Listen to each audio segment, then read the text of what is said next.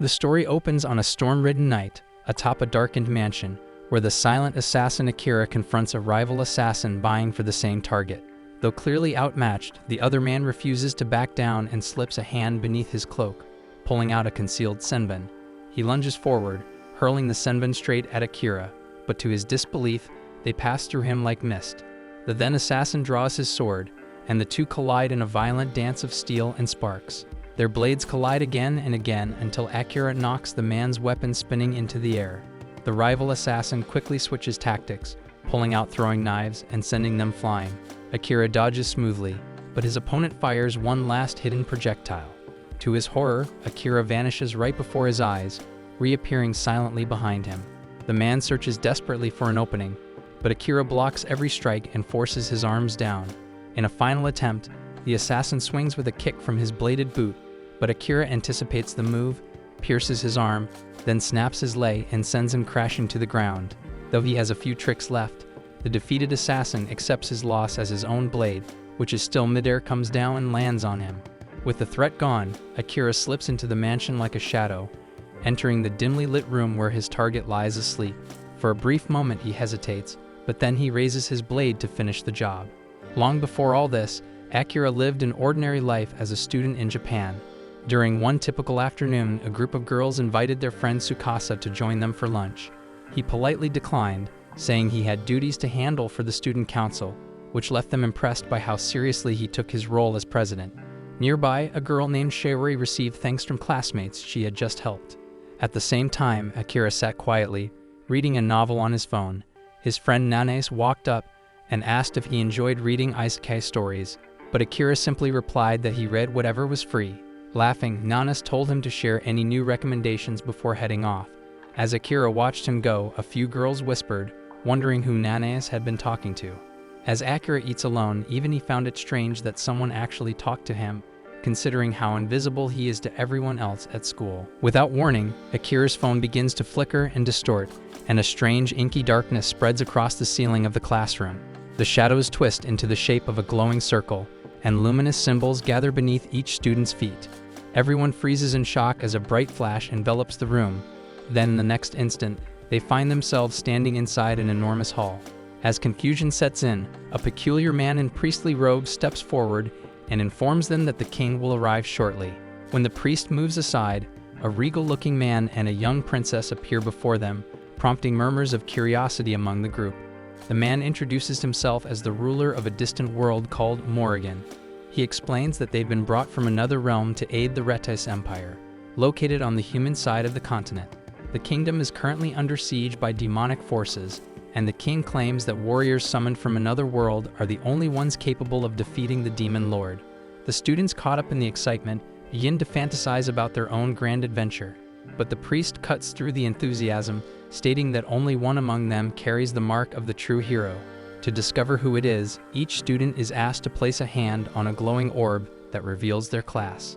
A boy named Waki steps up first and discovers he's been given the class of Beast Tamer.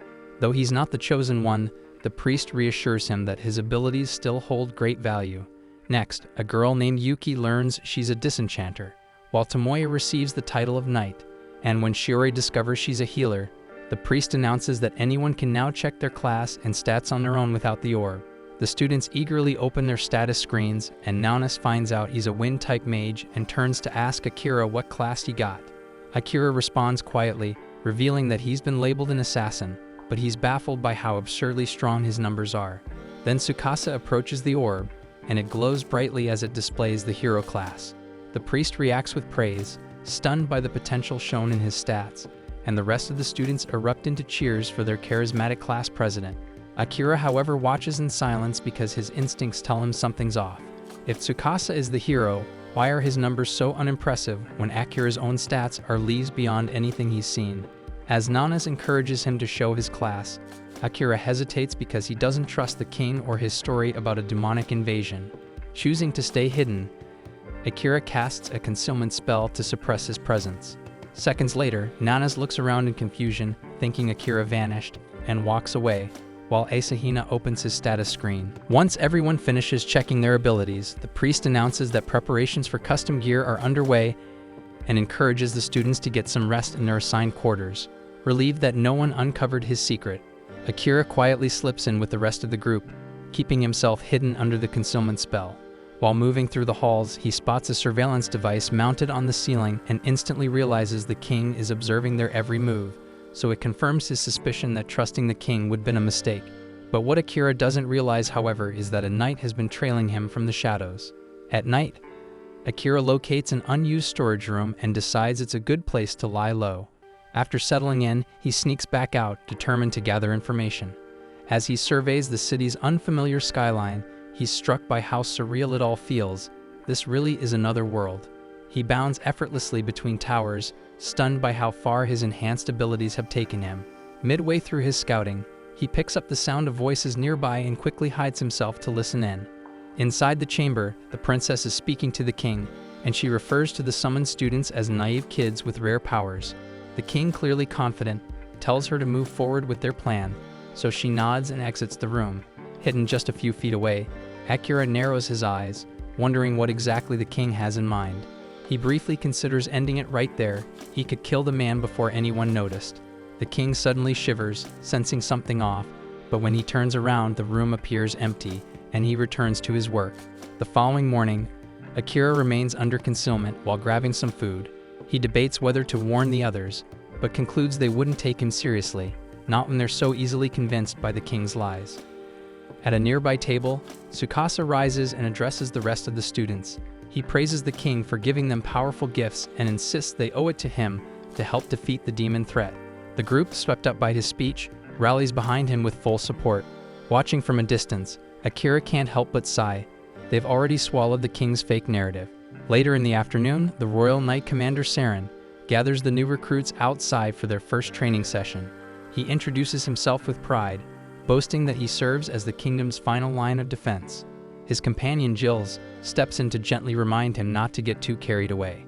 Saren then explains that all the summoned students will undergo a month-long training program before being sent into a labyrinth to face real monsters. Understanding they lack any real battle experience, he assures them that he'll help guide them through the basics.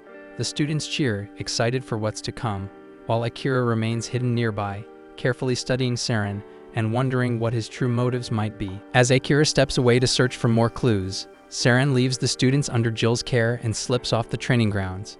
Akira then makes his way toward a fountain, only to be startled when Saren suddenly calls out to him. Alarmed, Akira wonders if his conceal ability has a hidden time limit, but Saren assures him the magic is still active, it just doesn't work on him. The knight explains that he possesses mystic eyes, a rare trait that lets him perceive thermal energy, allowing him to detect living bodies even through invisibility. Akira instinctively reaches for his blade, uncertain whether Saren is friend or foe, but the commander quickly adds that he has no intention of revealing Akira's secret. Though Akira knows the knight serves the crown, he still isn't sure if he should place any faith in him.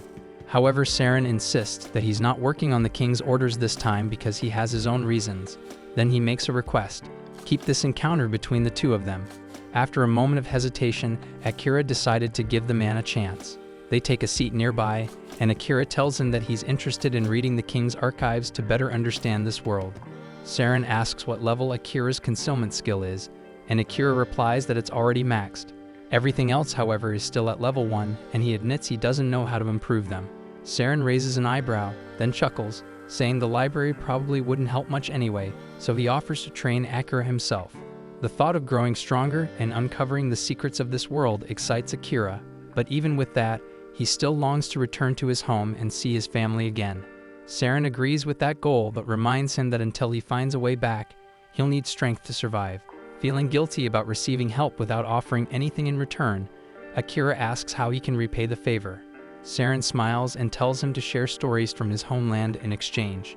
Then, as the knight extends his hand, Akira shakes it, smiling back and introducing himself properly as a show of respect.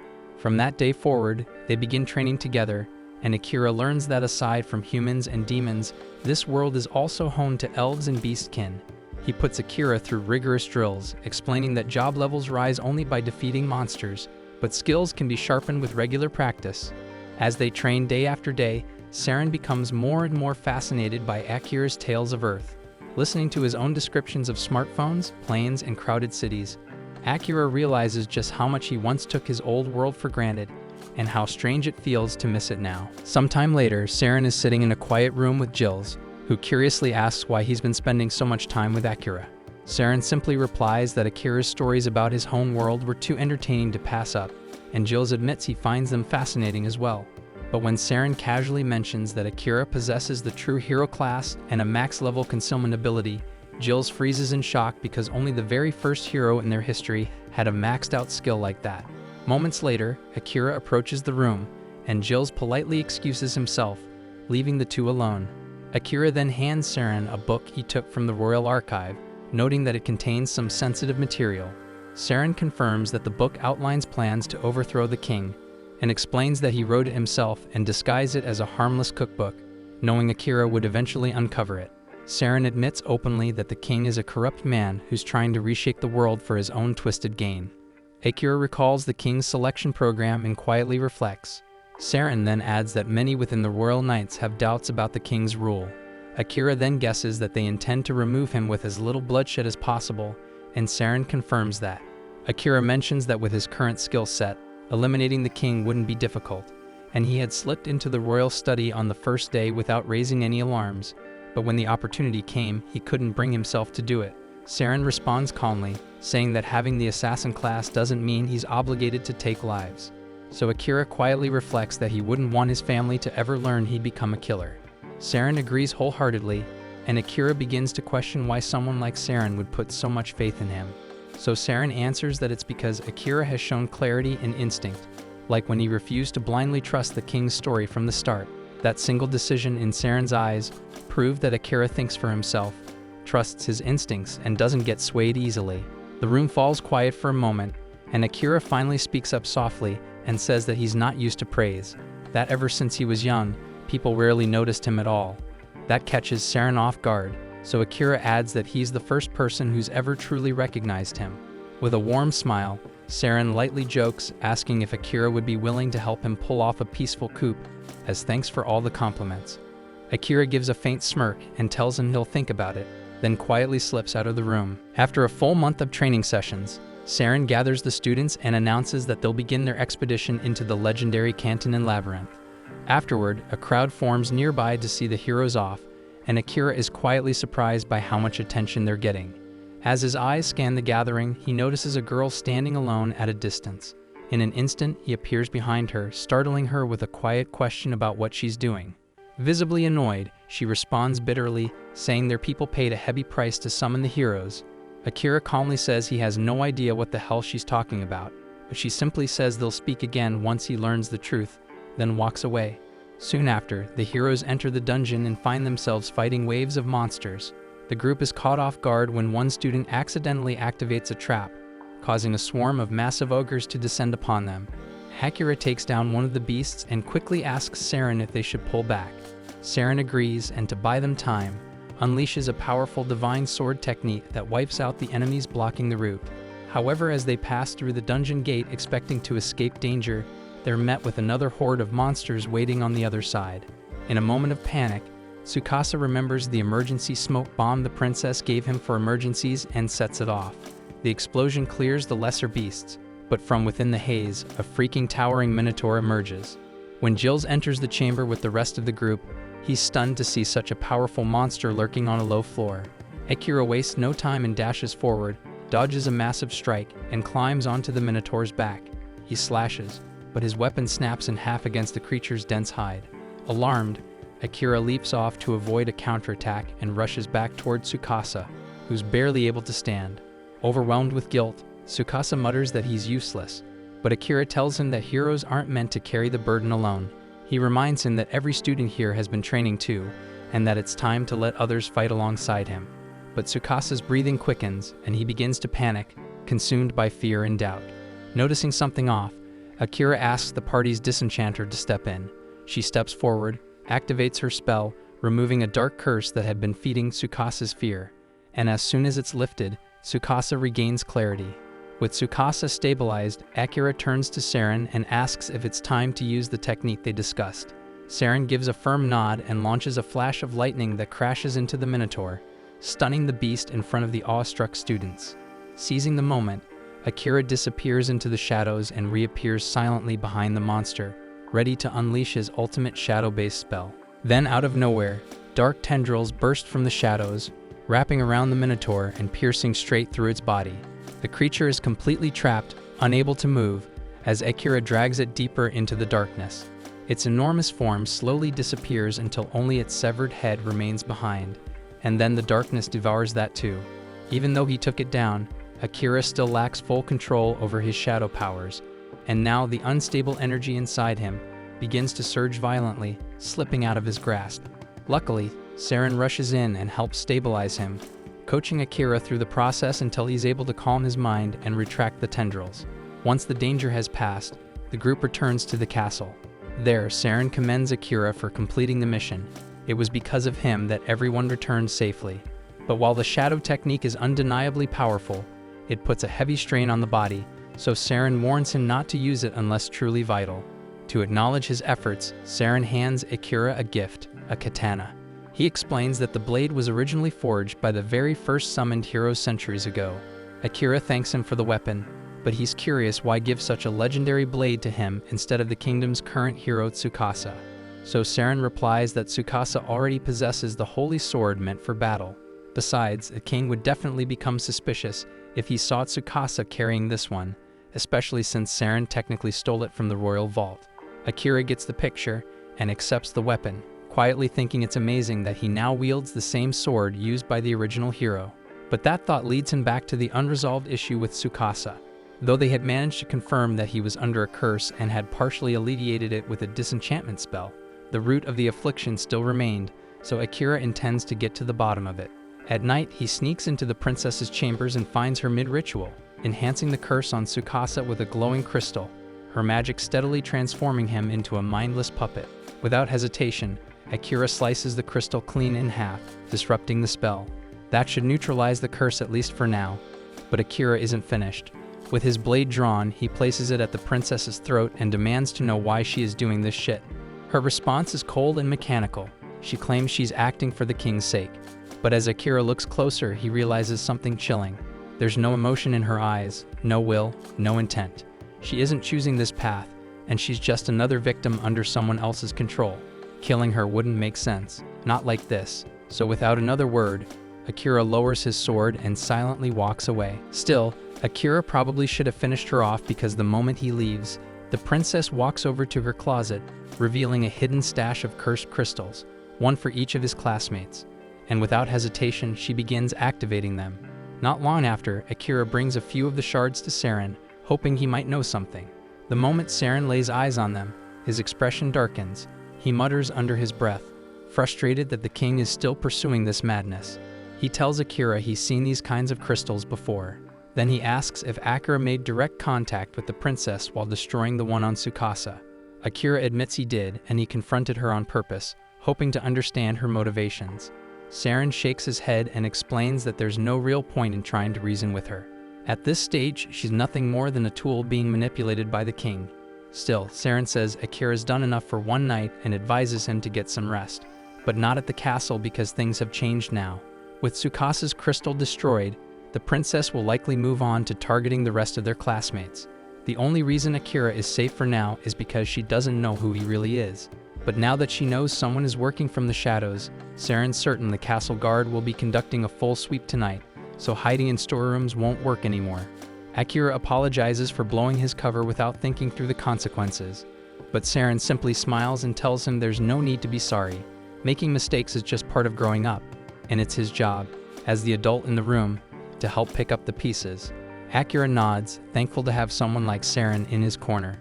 Saren chuckles and says that if Akira truly wants to repay him, then he better bring him along when he figures out how to get back to Japan. That night, Akira sleeps up in one of the trees outside the castle, but his rest is cut short by the sound of chaos echoing through the courtyard at dawn. Curious, he sneaks back to see what's going on.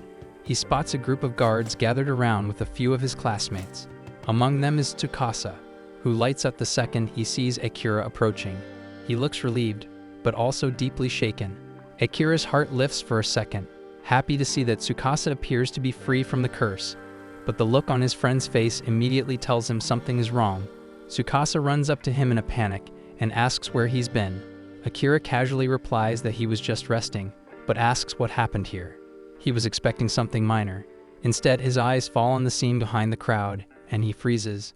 Commander Saren is lying motionless on the ground with a dagger buried in his heart. Akira collapses to his knees, overwhelmed by the sight of Saren's body. His voice cracks as he demands to know who could have done something like this. But before anyone can answer, his classmates suddenly turn against him. One after another, they start accusing him of being the killer. The dagger lodged in Saren's chest looks just like the one Akira had been using the day before. It would be strong evidence, except all of them saw that same dagger shattered during the Minotaur battle, so there's no way this one could be his. Still, that doesn't stop them, and they insist Akira's behavior has always been suspicious, constantly vanishing and reappearing whenever he wants, so that's reason enough for them. Akira quickly realizes what's happening. The princess must have cursed the entire class, and the only one still acting normal is Tsukasa. He tries to speak up for Akira, saying there's no proof to accuse him of something this serious, but before he can say much more, the king arrives. With a cold, commanding tone, the king announces that Akira is guilty of high treason for assassinating Commander Saren. He gives a direct order. Akira is to be executed on the spot. Akira glances at the princess, and in that split second, he catches the faintest smirk curling at the edge of her lips, and right away, he realizes the whole thing is a setup. There's no point trying to explain anything because no one will believe him. As the guards move in with their weapons drawn, Akira activates his concealment skill, vanishing before their eyes. Furious, the king orders his men to sweep the entire castle, and he wants Akira found now. Meanwhile, Akira silently moves through the shadows and approaches Jills, one of the few people he knows he can trust. Once Jills notices him, he quietly tells Akira that the ones who really killed Saren were the king's own assassins. And now that Akira is a target, he needs to escape fast. Jills then adds that Saren had a feeling something like this might happen, so he left behind a bag of supplies just in case. Akira thanks him, grabs the supplies, and escapes the kingdom. Later that evening, the king and princess meet in secret to discuss how smoothly their plan has gone. The king admits he didn't expect it to be this easy to get rid of Saren. But thankfully, the assassins did their job cleanly. The princess informs him that the rest of the class, except Tsukasa, is now fully under her curse. The next step is to find a reason to launch a war with the Eastern nation. The king says the students will be perfect tools for that war, and as for the one who slipped away, he doubts some kid could survive alone out there. But just to be sure, he tells the princess to send the Night Ravens, his deadliest assassins, to track him down. At the same time, Akira had just reached the dungeon, just like Saren once said. It's the best place to stay hidden when you're being hunted. No one in their right mind would think to check a dungeon just to chase after someone, so it should serve as a decent hideout. But food and water are scarce down here, so he'll have to be cautious. Even though Akira can cloak himself with his concealment skill, plenty of monsters still exist that rely on enhanced senses like smell and hearing. But as he continues to grow stronger and his assassin class ranks up, he'll eventually be able to erase all traces of scent, silence his steps, and even suppress body heat, making himself nearly invisible. Boss rooms appear every 10 floors, and once you're inside, the only way out is to kill the boss. It's a major gamble to enter one alone, but Akira doesn't exactly have the luxury of waiting things out. As he walks deeper into the dungeon, he's immediately attacked by a chimera. At first, he manages to dodge its claws and fangs, but then its snake tail spits a jet of venom, catching him off guard and striking his leg. The poison slows him down, and he can't maneuver like before. That gives the beast an opening, and it slashes his back, drawing blood. Just as it prepares to go in for the kill, Akira unleashes his trump card, and shadow magic erupts and completely consumes the chimera in a single blow. With that, he defeats the dungeon's first boss. But the combination of his injuries and the toll of using the shadow spell leaves him barely clinging to life. Recognizing that its master is in danger, the shadow energy automatically shifts into regeneration mode, patching his wounds while he's unconscious. At the same time in the royal castle, Tsukasa asks everyone to follow him out of the capital. His classmates blink at him, asking if he's seriously saying they should go take down the Demon King right now. It sounds like a decent excuse, so Tsukasa just rolls with it. But his classmates immediately shut him down, telling him to sit back down and stop dreaming because they're not going anywhere. That reaction confirms what Saren warned him about before his death. The curse is real, and it's controlling their minds. If that's true, then Tsukasa realizes he'll have no choice but to leave on his own. But unexpectedly, a few of his classmates step forward and say they'll come with him. And a few hours later, that small group is standing with Tsukasa just outside the city border. They're a bit stunned that leaving the city was so easy, but when they think about it, it makes sense. Their excuse was that they were heading off to fight the Demon Lord, and it wouldn't look good for the king to stop his own heroes from completing their assigned duty. With that settled, Tsukasa turns to the others and asks why they chose to come along, especially when everyone else refused to even consider it. Yuki replies that she doesn't believe anyone in their group is under the princess's influence anymore. Asahina then speaks up, saying that he thinks he might have helped break the curse somehow. He's not entirely sure why, but he has a blurry memory of sneaking into the princess's chamber and smashing several crystals. We later learn that the one behind that action was actually Jill's. He had used his manipulation ability to temporarily take control of Asahina's body in order to dismantle the curse. And while he wasn't able to free everyone, he's at least relieved that he could carry out Seren's final wish. As the group finally steps beyond the kingdom's borders, Asahina finds himself thinking about Akira. He deeply regrets not trying to find him sooner while he was still hiding within the castle. Even if he had been under a curse, he still feels horrible for not defending Akira when he needed it most. Back in their original world, most of the class hadn't spoken to Akira much at school. But one day while walking home, Asahina happened to run into him on a construction site. It was their first time meeting outside the classroom. Akira had asked him to keep the job a secret because he didn't want his younger sister to find out. Asahina agreed without hesitation, since he also had a little sister to look after. Coincidentally, both of their sisters happened to be close friends, and the two boys had laughed about it at the time. Back in the dungeon, Akira finally regains consciousness. For some reason, the first thing that comes to mind is a dream, one that reminded him of the day he met Asahina, so he sincerely hopes Asahina is okay. He also finds himself thinking about his mother and sister back in Japan.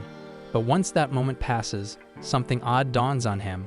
He's not in unbearable pain. Even though he clearly remembers getting slashed across the back by the Chimera, he doesn't feel nearly as bad as he should. Calling up his status screen, Akira notices something surprising. His stats have improved significantly after the fight with the Chimera. But what really shocks him is his HP, since it's nearly full, even after the serious injuries he took. He also spots that his shadow magic has jumped to level 3, and he can't figure out how it rose so much after a single use. Still, there's no time to dwell on it right now, so he gets back on his feet and prepares to move forward. Deeper into the dungeon, Akira encounters a massive slime blocking the passage. After slicing it open, he's stunned to find a beautiful elf girl trapped inside. Thinking this is a good chance to test out one of his newly unlocked abilities, he activates World's Eye, a skill that instantly floods his mind with everything about the target's life. But there's way too much information pouring in at once, and the overload becomes unbearable. He's forced to cancel the skill partway through before his brain fries from the sheer volume of knowledge. Looking at her status, he notices her HP is dangerously low, barely at 2%. Akira gently lifts her and carries her up to the 69th floor, where there's a calm water pool. He sets her down to rest and recuperate. Sometime later, she stirs awake, and Akira offers her water to help her recover. He tells her to try and get more rest, but she admits that she's too hungry to sleep, so he whips up a bowl of warm porridge and hands it to her. Grateful, the elf girl, who introduces herself as Amelia, digs in without hesitation. Once she finishes, she looks around and asks how she ended up here, since her last memory was being much deeper in the dungeon. Akira tells her he carried her up to the nearest water source so she could recover safely. She's surprised by his kindness, admitting that no one has ever gone out of their way to help her like that, not even once. A few hours pass, and Amelia's back in top form. Together, they descend all the way to the 80th floor. Akira starts to wonder why she's still tagging along, and he figures she'd want to return to the surface after everything. But Amelia tells him she has no intention of leaving. She came down here to conquer the dungeon herself, and she's not leaving until that goal is met. Eventually, they enter the boss chamber, and the moment they step inside, a massive dragon lunges at them. They leap in opposite directions to avoid being flattened. Amelia reacts first, using gravity magic to pin the creature down, giving Akira a chance to strike. But just as he gets close, the dragon locks onto him and swats him out of the air.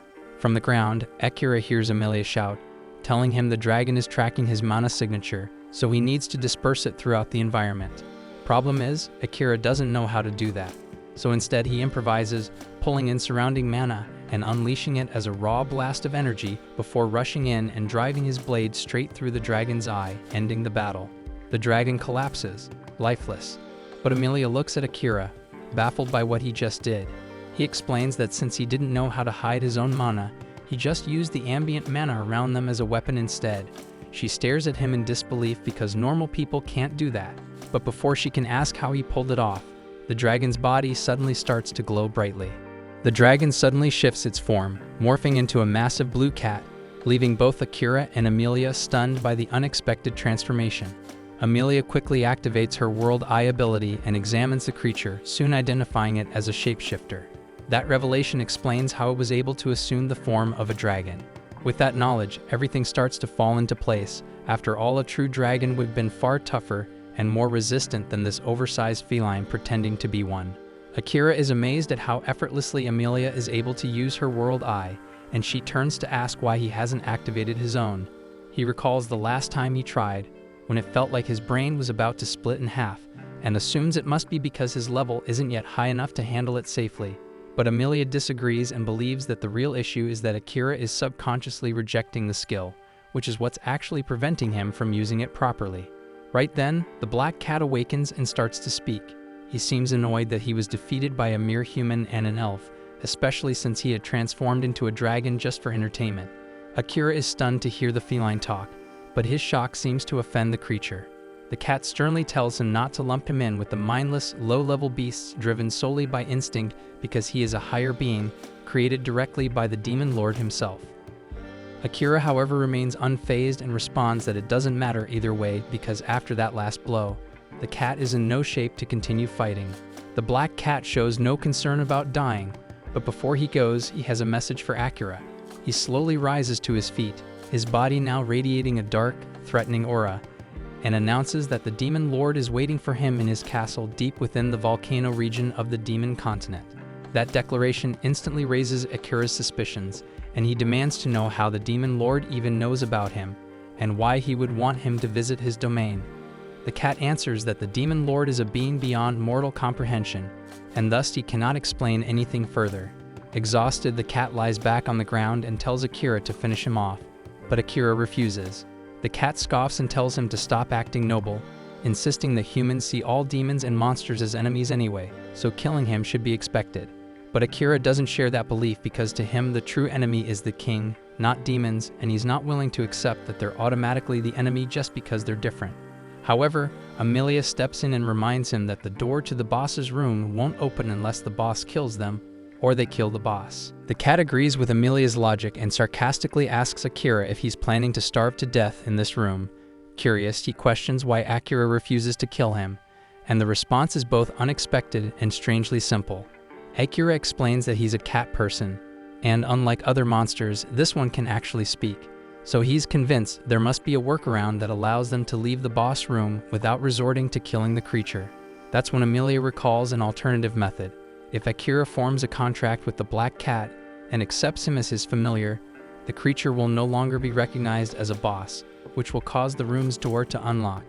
The black cat scoffs at the suggestion, mocking the idea by stating that only a seasoned magic user with precise mana control could ever perform such a ritual, and he doubts Akira has the capability. Emilia disagrees and reveals that Akira has already surpassed the minimum requirement for the ritual, and she reminds the cat of how Akira previously separated his mana from his body in order to disorient him, an advanced maneuver only the first hero has ever pulled off. She believes Akira is more than capable of completing the ritual, although she admits she can't guarantee his success. Akira then asks what happens if he fails, and the black cat warns that either one of them will die, or in the worst case, both of their lives may be lost.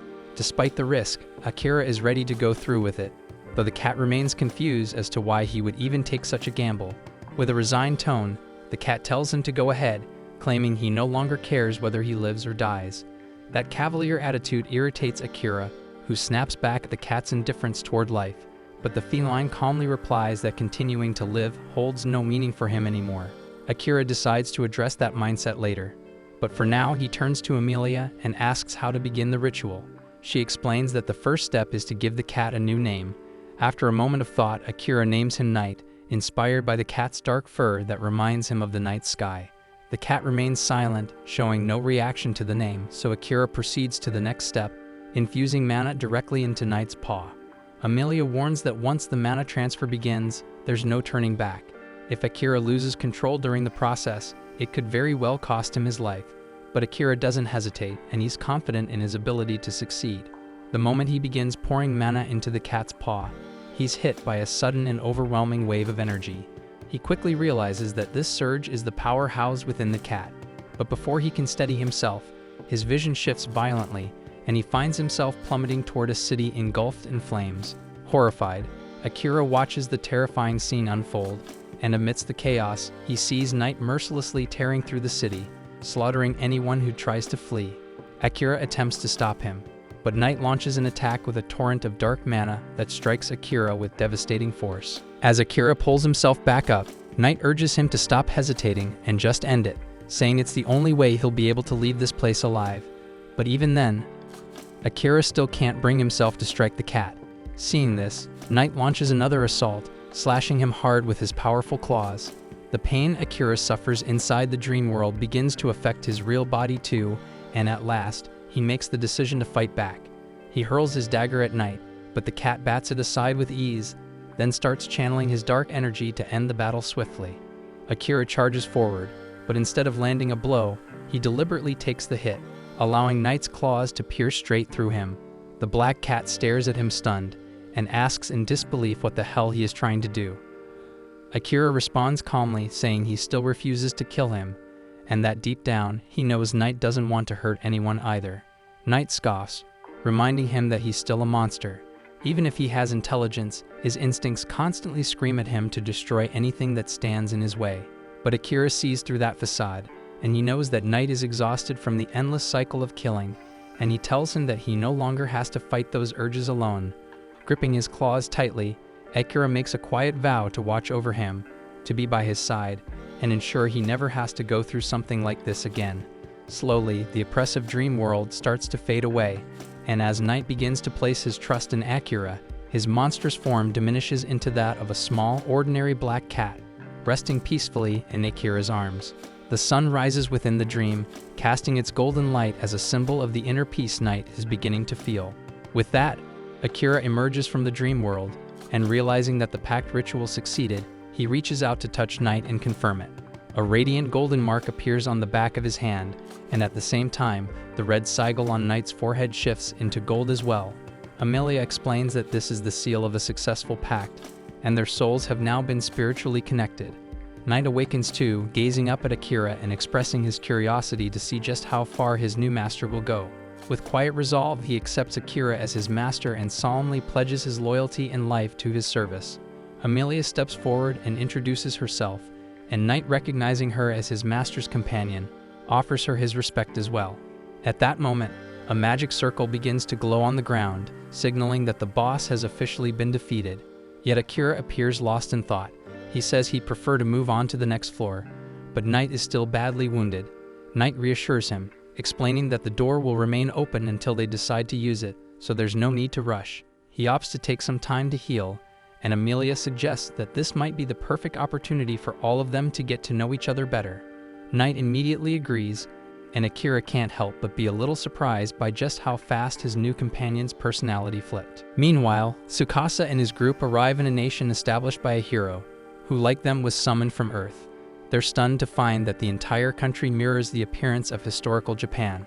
The surroundings feel oddly nostalgic, and for the first time in a while, they start to relax before sitting down to discuss their next steps. Tsukasa brings up the most immediate concern, their finances, pointing out that they're only a month away from running out of money and being left without a place to stay. One of the guys suggests they become adventurers, saying it's the most suitable occupation for people like them. Tsukasa agrees and then shifts the conversation to their next priority, gathering information. He proposes they seek out someone well-versed in the ways of this world and also dig through books that might contain useful knowledge. Another member of the group sighs, hoping there's a book somewhere that explains how to return to Earth. But Tsukasa believes their best chance lies in defeating the Demon Lord. He explains that only the king and the princess might know how to send them back, and despite their cruel and manipulative nature, The only way to earn their cooperation is by taking down the Demon Lord. He firmly states that once they've secured enough money and intel, their next destination will be the Demon Continent, but Asahina doesn't agree with that plan. He argues that they should first reunite with Akira before heading off, because his instincts tell him that Akira's power is advancing at a pace far beyond anyone else's, and they'll need him if they hope to succeed.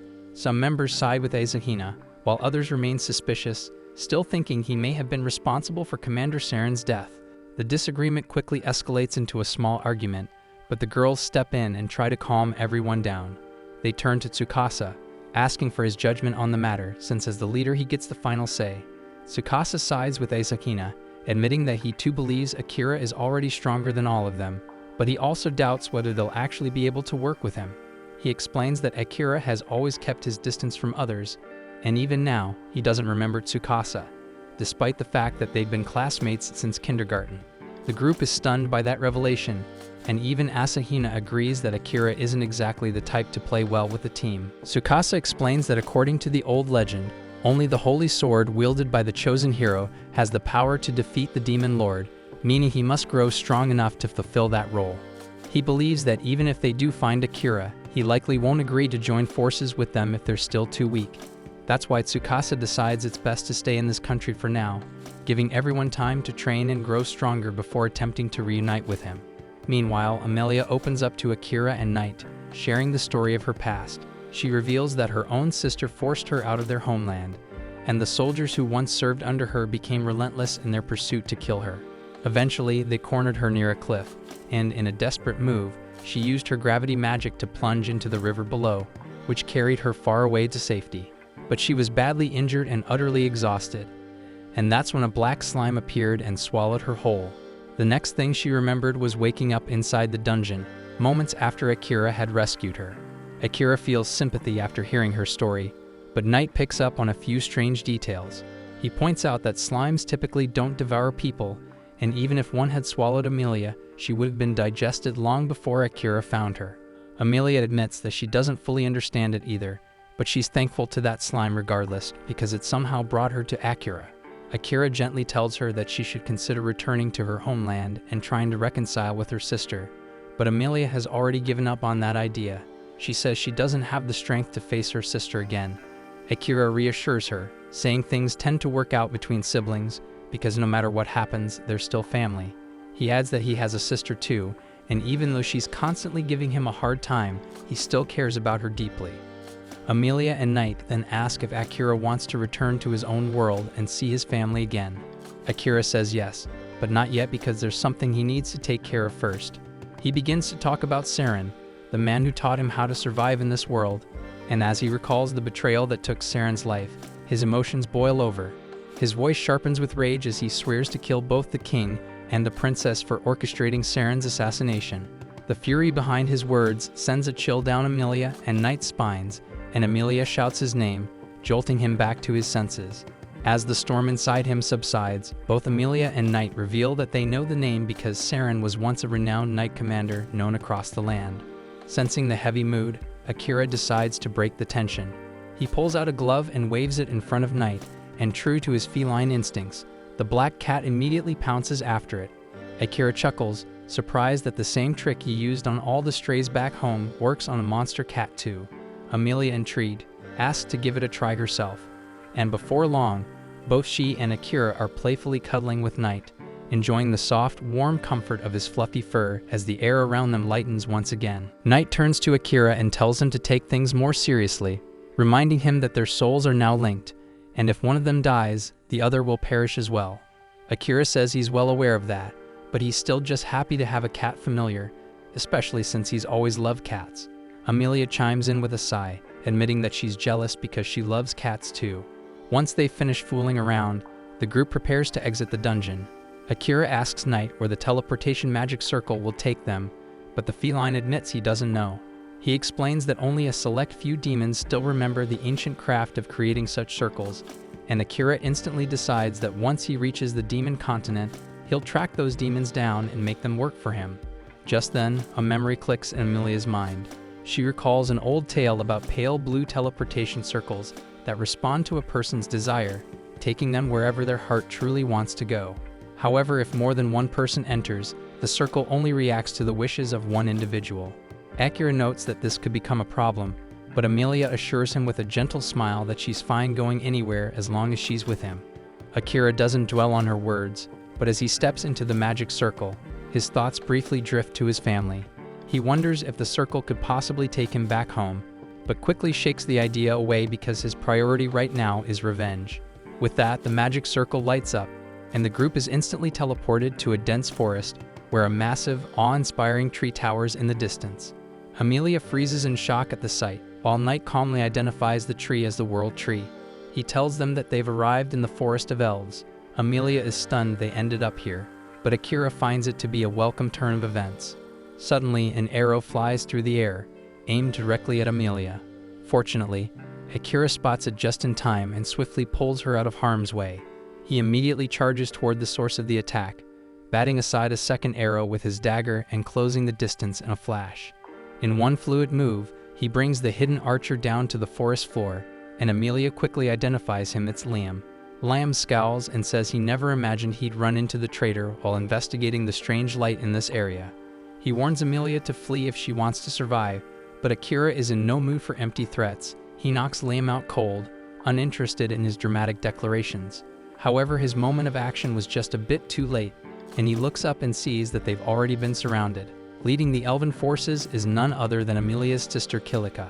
With cold determination in her eyes, she tells Amelia that since she dared return to the country on her own, her death is now inevitable. But before everything fell apart, Amelia's life had been going exceptionally well. She was the designated heir to the throne of the Elf Kingdom, and she truly believed that her bond with Kilika was unbreakable, or so she thought. Over time, however, that belief began to unravel. Slowly, her most trusted advisors and even the royal guards started to turn against her. Eventually, Kilika delivered a devastating accusation, claiming that Amelia had committed a heinous crime. And without conducting any sort of investigation, the guards hastily concluded that Amelia was guilty, solely based on the fact that she was born a child of blight. Branded as a threat, she was forced to flee the kingdom before Kilika, and her forces could bring her down. And now that they're face to face once more, Amelia is completely at a loss. She tries reasoning with Kilika, insisting she'll leave voluntarily, so there's no need for conflict, but Kilika is determined to capture her at any cost. Before Kilika can make a move, however, Akira steps forward and positions himself protectively in front of Amelia. Kilika sharply questions Akira, demanding to know who he thinks he is to meddle in elven affairs. He replies calmly that he only met Amelia yesterday, but he genuinely likes her, and he won't stand by while Kilika speaks to her in such a way.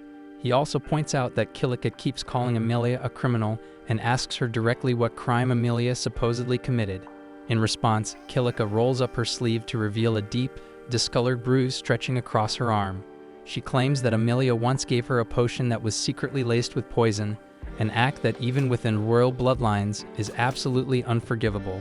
Amelia immediately defends herself, insisting that the mixture she gave Kilika truly was just a potion, but Kilika brushes it off and says no one would ever believe that story.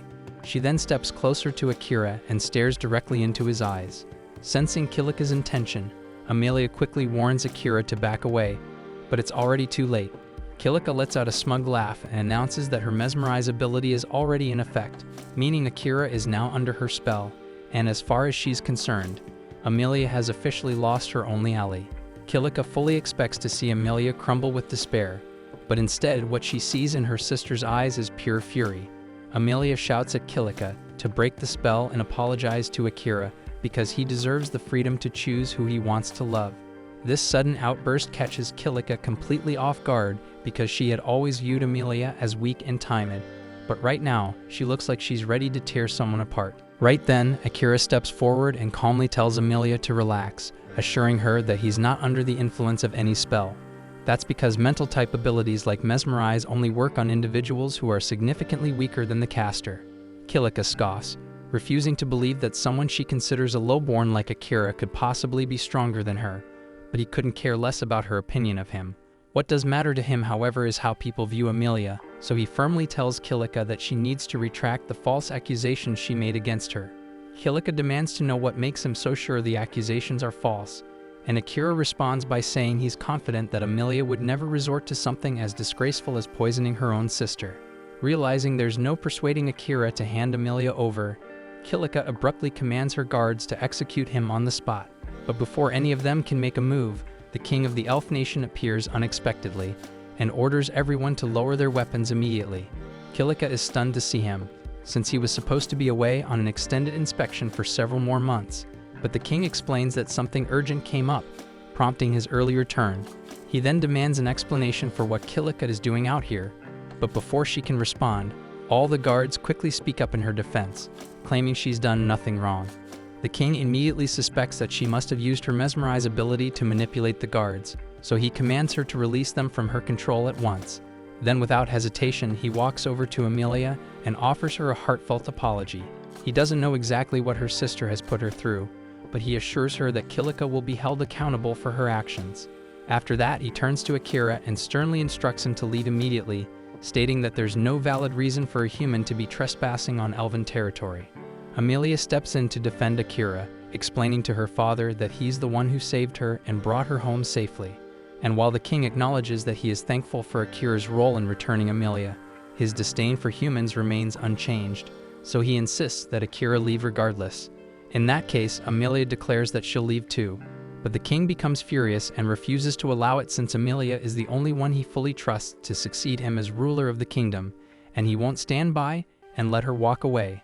Still, Akira steps in and reminds him that it's not his decision to make, it's Amelia's. The king firmly tells Akira to stay out of the matter, insisting it doesn't concern him, but Akira isn't one of the king's subjects, so he sees no reason to follow that command.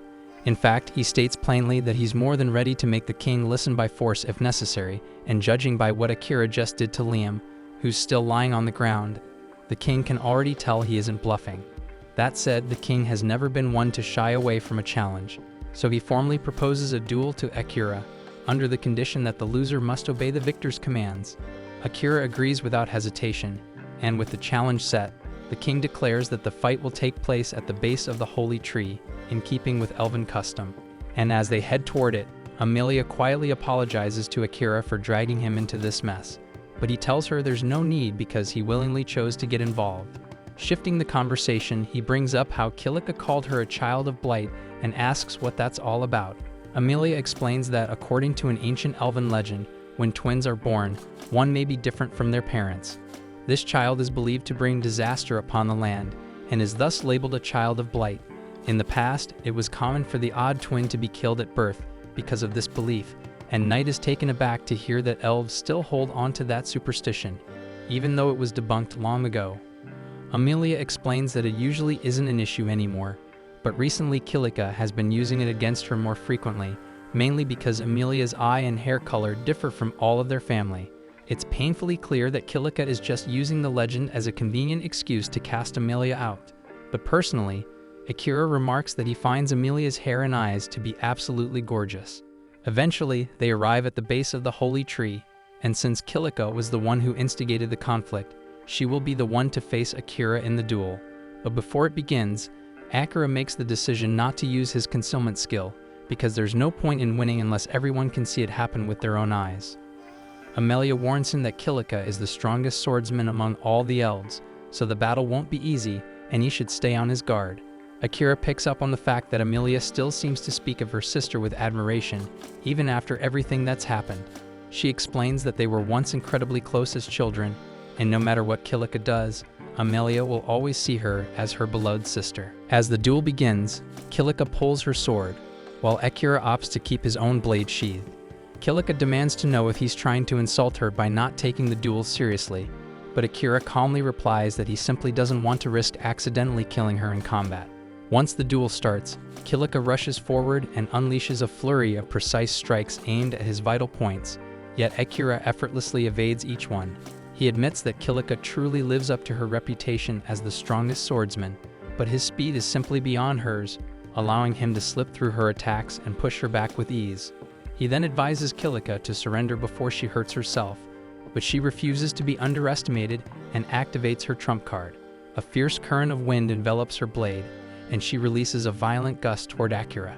The technique takes him by surprise, catching him off guard for a moment, though he quickly regains composure and sidesteps the blast. Knight identifies Kilika's skill as buff magic, and Amelia explains that it's the only form of magic Kilika can wield, one she's honed nearly to perfection through relentless training. With this ability, Kilika launches devastating wind attacks at will, forcing Akira to stay on the move to avoid them. Amid the clash, he notices a deep sadness on her face. When he asks about it, she denies it, claiming she's happier than ever, but Akira insists she looks anything but. Unwilling to entertain his probing any longer, Kilika hurls another attack, but he smoothly ducks under it and sweeps her legs, sending her crashing to the dirt.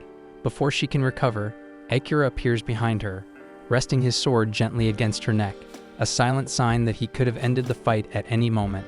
Once again, he urges her to surrender and reconcile with Amelia, but Kilika refuses with fierce defiance. She snaps that she could never make peace with someone who took everything away from her, then bursts into a furious rage, unleashing uncontrollable waves of wind in every direction. She cries out that she's been left with nothing, that Amelia and her divine blessing took it all away. In the past, Kilika and Amelia had been close friends, but everything changed when Amelia was revealed to possess the spirit medium class. Once mastered, it promised unmatched power across the continent, and from that day onward, nothing Kilika achieved was ever considered enough. Amelia tries to assure her that none of it is true, but Kilika is far too consumed by anger to listen. Right then, Liam walks up to Amelia and quietly asks for her help to save Kilika, handing her something that immediately makes her understand his plan. She climbs onto Knight's back and uses the holy tree branch Liam gave her to channel purification magic, breaking the spell that had everyone under Kilika's control. The moment the enchantment lifts, Kilika descends into a wild frenzy, summoning her strongest wind blast yet. So Akira is forced to counter using his shadow magic, and after a fierce struggle, he manages to overpower the raging winds, sending Kilika crashing to the ground and stripping away her will to continue fighting. Moments later, Liam and Amelia rush to her side to make sure she's alright. Kilika glares at them and bitterly asks if they've come to mock her now that she's been defeated. Liam gently assures her that isn't the case, saying he's genuinely worried about her, but Kilika refuses to believe him. She accuses him of running straight to Amelia the instant the spell wore off, helping her undo what was left of Kilika's magic. Amelia, however, calmly tells her that Liam was never under her spell to begin with. Kilika insists she's lying and tells them to just get it over with, banish her, execute her, anything, because she doesn't want to live like this anymore. But before she can say more, the king speaks up, declaring that if anyone deserves punishment, it's him, for being the reason Kilika ended up this way. Confused, Kilika demands to know what the hell he means, so the king explains that long ago, he sealed away parts of her memory to protect her, though now he realizes that decision was a grave mistake. As he lifts his forgetting skill, all of Kilika's lost memories come flooding back at once. She recalls that when she was a child, she spent her days training near the dungeon. One afternoon, a mysterious stranger appeared near the entrance and told her she could grow stronger much faster if she used one of the strange orbs he carried. Naively trusting the man, young Kilika took one of his orbs and ran into the dungeon to test it out. But the moment she did, a swarm of powerful monsters appeared out of nowhere. Realizing she couldn't take them all alone, she tried to flee, only to discover that the creatures were pursuing her outside. Dungeon monsters weren't supposed to be able to leave their dungeon, yet these were clearly different. Knowing they were heading straight for the elf village, Kilika chose to stand her ground and fight. She held out as best she could, and the chaos quickly drew the attention of nearby elves, who rushed to her aid after realizing something had gone terribly wrong. Liam was the first to arrive, but tragically he was immediately impaled through the torso by a goblin, leaving Kilika to watch helplessly as her friend died right in front of her. The trauma and guilt from that moment nearly shattered Kilika's mind, so the king decided to seal away those memories to protect her from the devastating truth. Also, Liam wasn't the only casualty from that battle, but the situation was ultimately salvaged thanks to Amelia, who used her spirit medium abilities to craft 2 advanced spells, gravity magic and resurrection magic. And with them she was able to bring back everyone who had fallen, ensuring that no lives were truly lost that day. But because Kilika remained the only one unaware of what really happened, those who had been involved slowly and unintentionally began to drift away from her.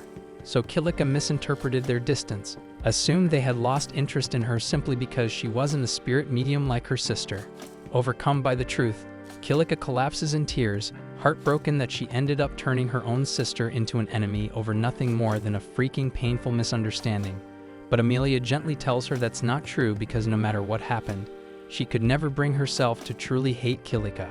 Kilika knows she has a lot of making up to do for the pain she caused her sister, but Amelia reminds her that in the end, they are still family, and in her heart, nothing will ever change that shit.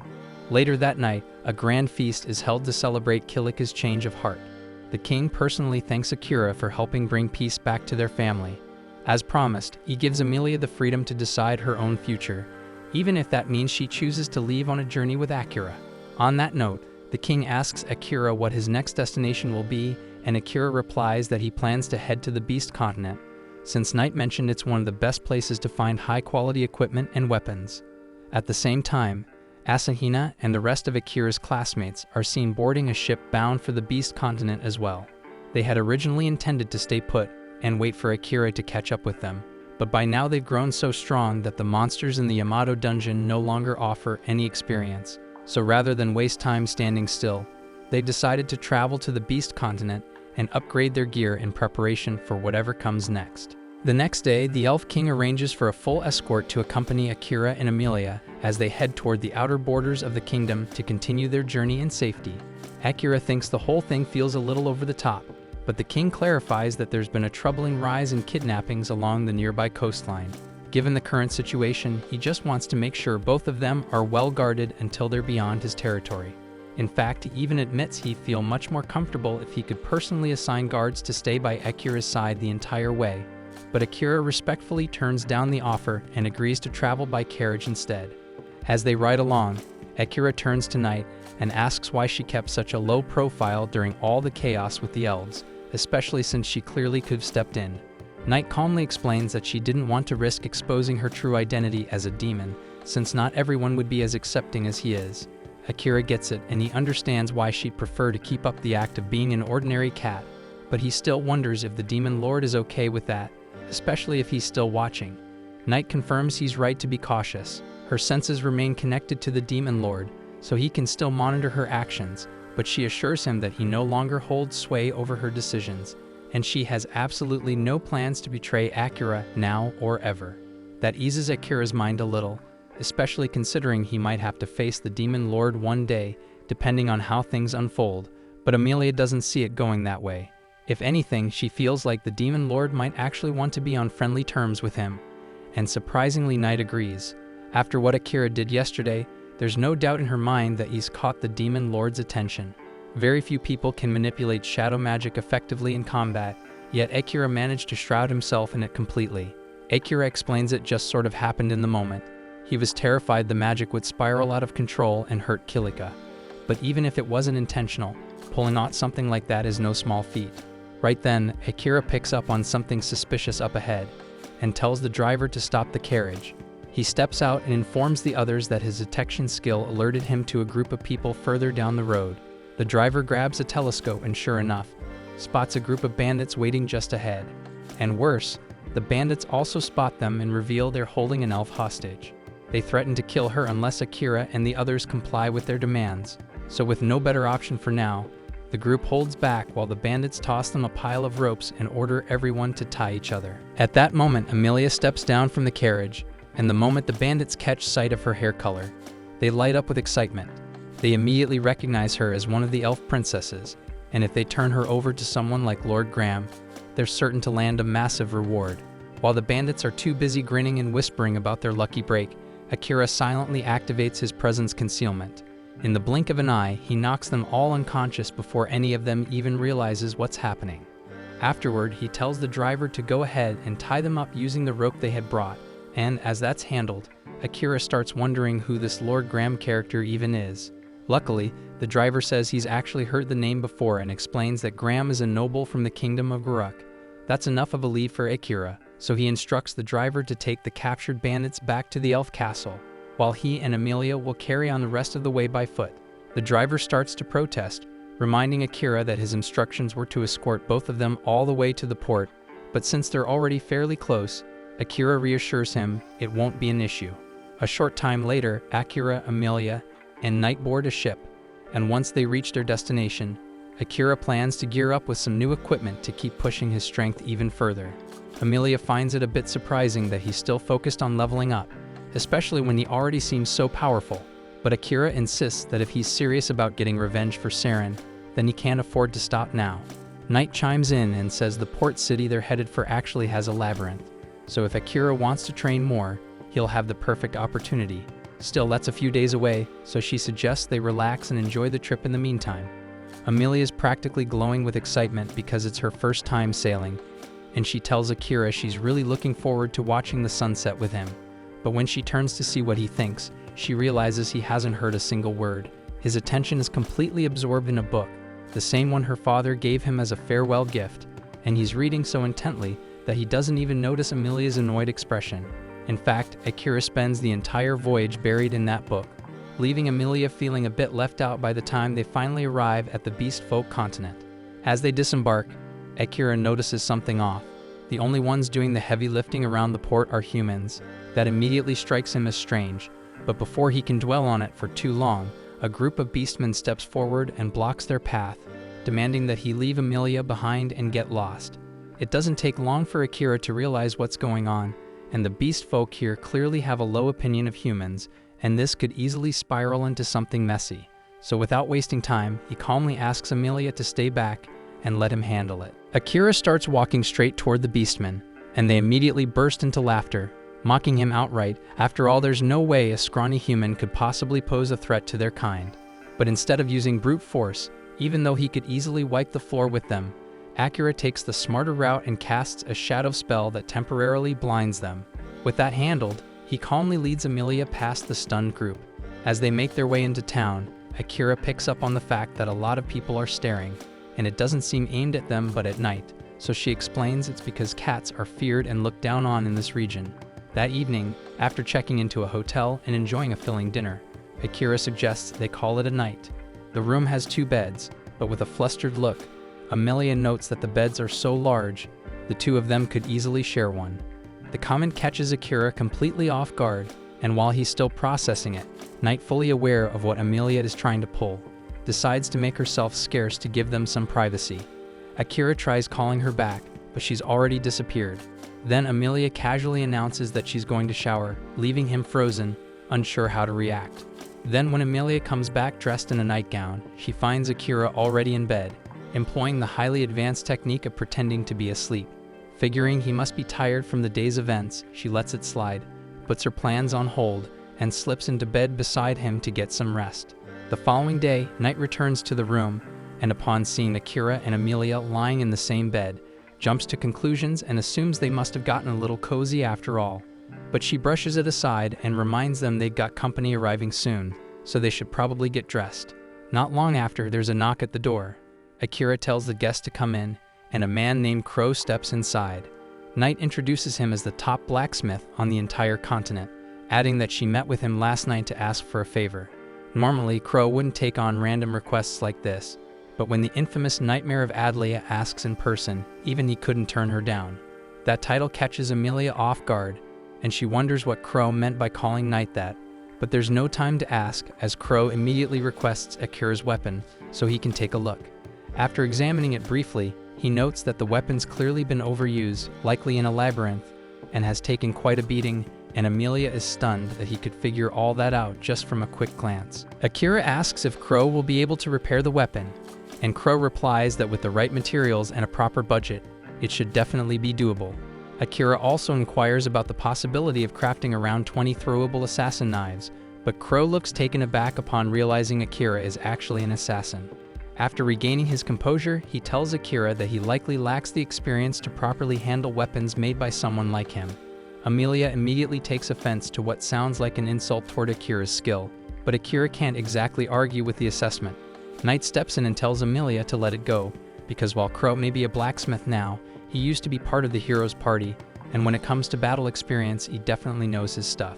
Even though Crow stands by what he said about Akira's lack of experience, he still agrees to take on the job of forging the weapons Akira requested. He scribbles down a detailed list of the materials Akira will need to gather for the job, and in the meantime, he says they'll be holding onto Akira's sword to keep it from getting damaged any further.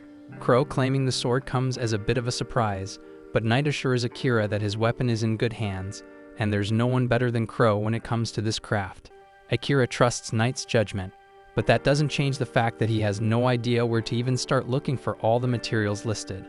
Knight explains that the fastest way to find them is by exploring the city's labyrinth, and as a bonus, it would give Akira a great opportunity to level up, which makes the plan sound perfect to him. The labyrinth is located near the center of the city, but getting access depends on a person's adventurer rank. Akira doesn't think that's going to be much of a roadblock, so he starts putting together a game plan for the hunt. While he's doing that, Amelia asks if it's okay for her to step out for a bit since there's something she wants to discuss with Crow directly. Akira says it's fine by him because he still has a lot of research to do about the labyrinth before diving in anyway, but he does ask Knight to go with her and keep him updated via telepathy if anything seems off.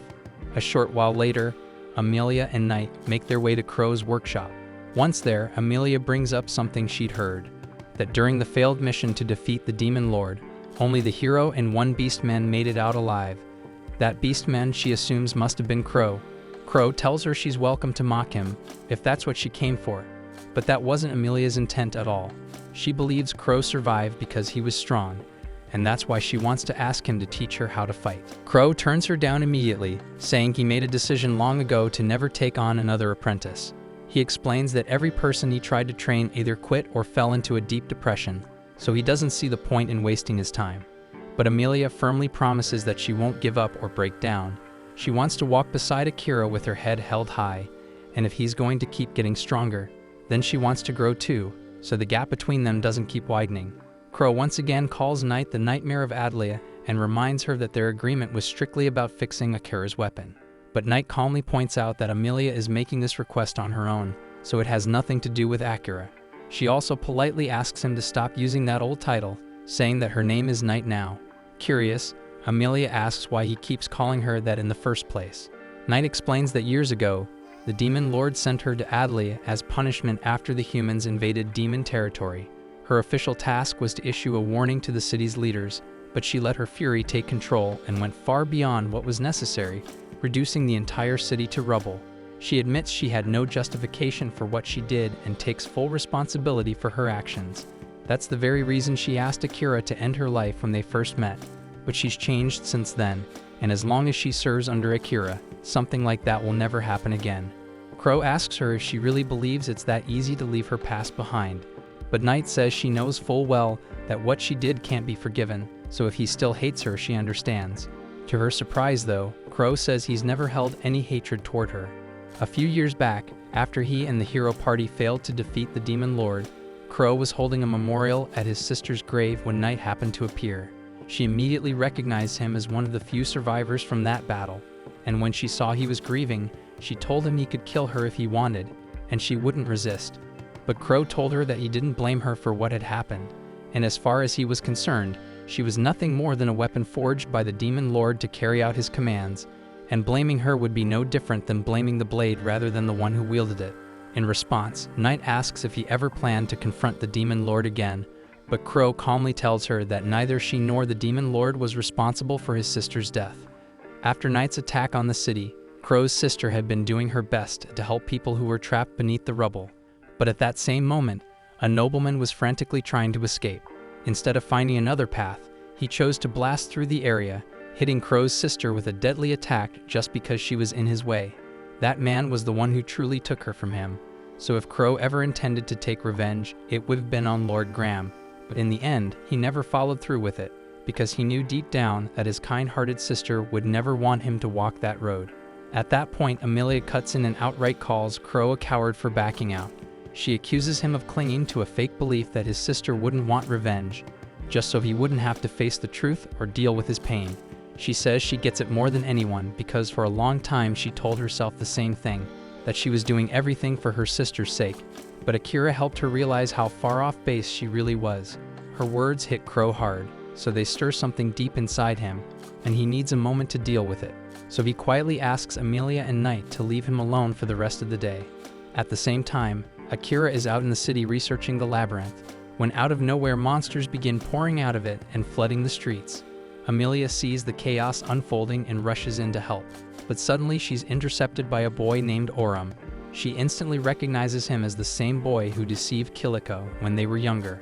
Aurum says he's acting under the Demon Lord's orders to keep Amelia alive, since she has rare magic that might come in handy, so he surrounds her with monsters and swiftly takes her hostage. And by the time Akira arrives on the scene, Aurum has already dragged Amelia back into the dungeon. Akira plans to go in and get her, but first he has to clean up the situation outside. He tells Night to step back, and she quickly takes to the skies, knowing exactly what's coming. Akira then unleashes his shadow magic without holding back, letting it consume every monster in sight. But the massive strain on his body takes its toll, and as soon as the last enemy falls, he collapses from exhaustion. Night then plunges down to check on Akira, but before she can reach him, the strange system embedded within him suddenly activates. Due to the massive mana drain from his body, he's instantly swallowed by a surge of shadows and thrown into a full recovery state. Night has no idea what the hell is going on, but within seconds Akira's wounds disappear, and his body looks completely healed, but even so he's still unconscious.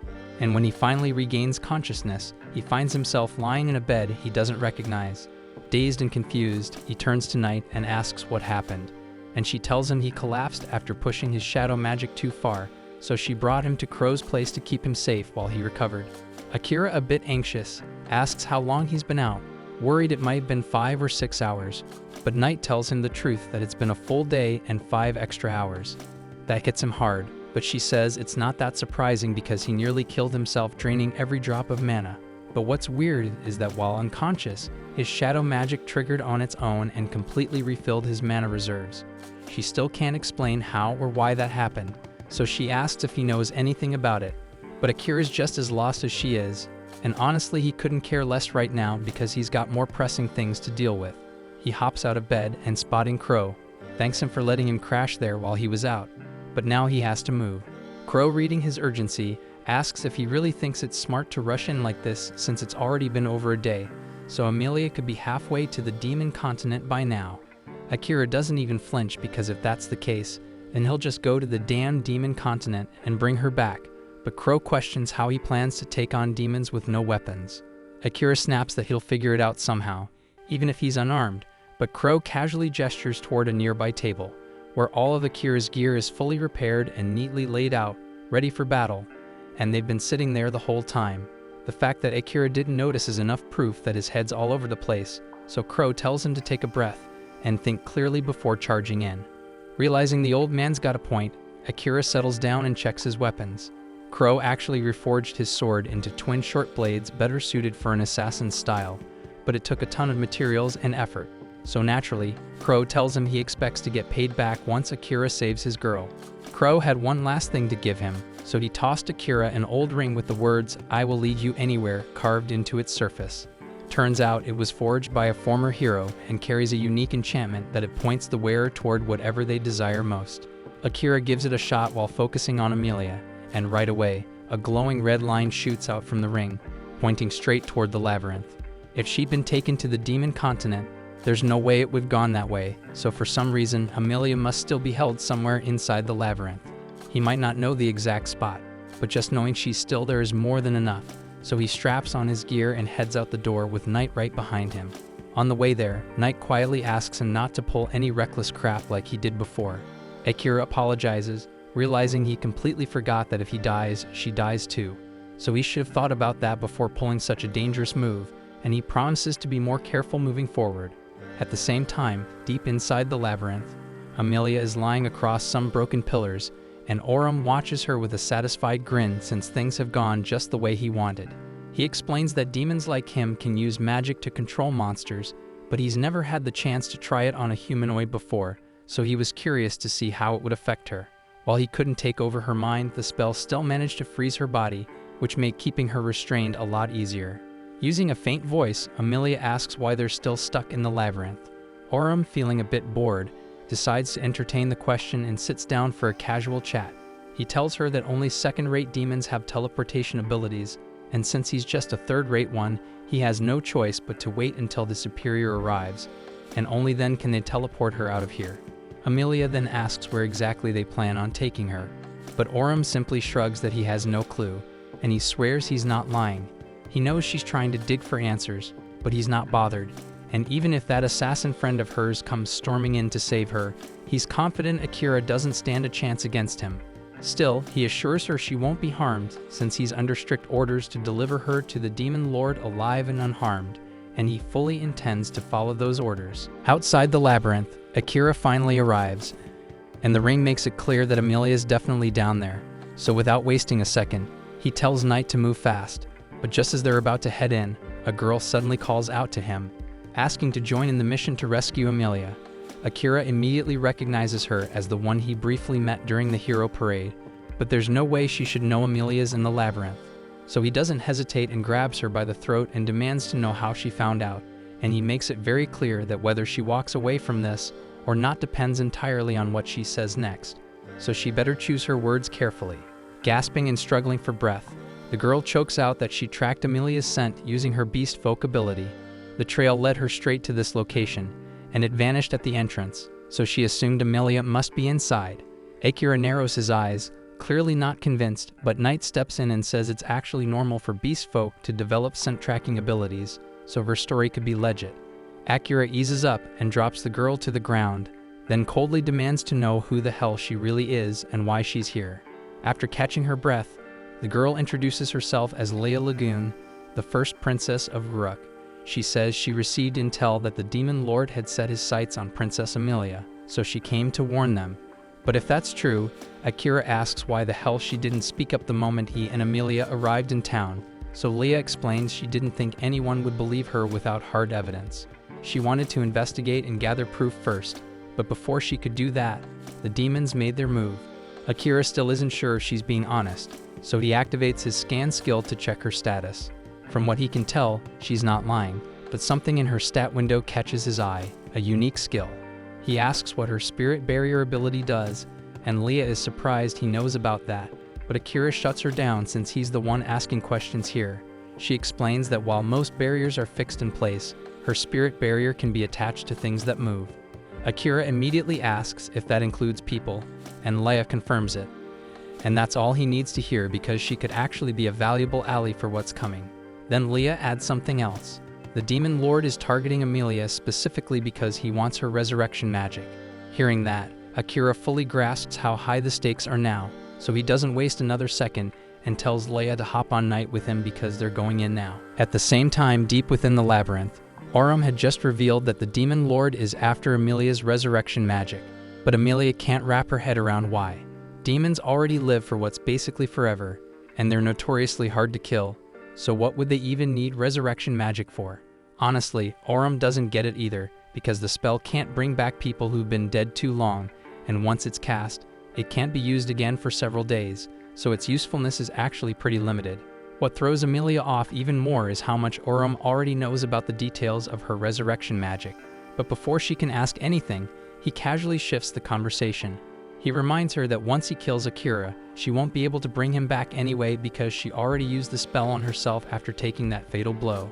He grins, practically giddy at the thought, saying he can't wait to see the look on her face when Akira's lifeless body hits the ground, and he wonders if her reaction will match the sheer horror he saw on Kilika's face all those years ago. Meanwhile, on the surface, while heading toward the dungeon, Akira turns to Leia and asks what she was doing in the Kingdom of Ravens when he first ran into her. She explains that she was searching for her family, who had been kidnapped by a black slime. That catches Akira off guard, and Amelia also had a run-in with a black slime, though he's not sure if there's a connection between the two events. Leia continues, saying she was adopted by Uruk's royal family, but before that, she lived in a quiet, remote village. And one day, a black slime suddenly showed up. Normally, slimes are weak monsters easy to kill, but this one was different. It devoured her mother, father, younger brother, and wiped out the entire village in a single day. There's no way a normal slime could have done that, so she's convinced someone tampered with it and released it on purpose. After losing everyone she knew, the royal family stepped in and offered to adopt her, recognizing her potential as a protector. She accepted and eventually became a princess of Uruk, and by using her new title, she began digging into the slime incident, and her search eventually led her to Ravens, and that's when she first crossed paths with Akira. While investigating, she discovered her village wasn't the only one hit. Dozens of people, humans, beast folk, even a few elves, had vanished in similar attacks. All of them were sacrificed in some kind of summoning ritual. And the worst part was that she later learned the ritual was the one that summoned the heroes. So when she watched the parade that day, it wasn't to celebrate. She was there to see the faces of the people her entire village was sacrificed to bring into this world. Akira asks her if she holds any resentment towards him for what happened, but she says she knows he and the other heroes aren't to blame for what happened. Her hatred is directed at the king and princess for killing the people she loved for their personal gain. And Akira also has a score to settle with them, so he and Leia have something in common. While they are on the topic of the summoning ritual, Akira tells Leia that he doesn't believe that the king actually summoned them to fight against the demon lord, and Knight tells him he's right to not believe it because it's a bold-faced lie. The demon continent hasn't attempted an attack on humanity in the past 100 years, and they have shown no signs of doing so either, so the king's claim of needing to summon heroes to fight back is complete bull.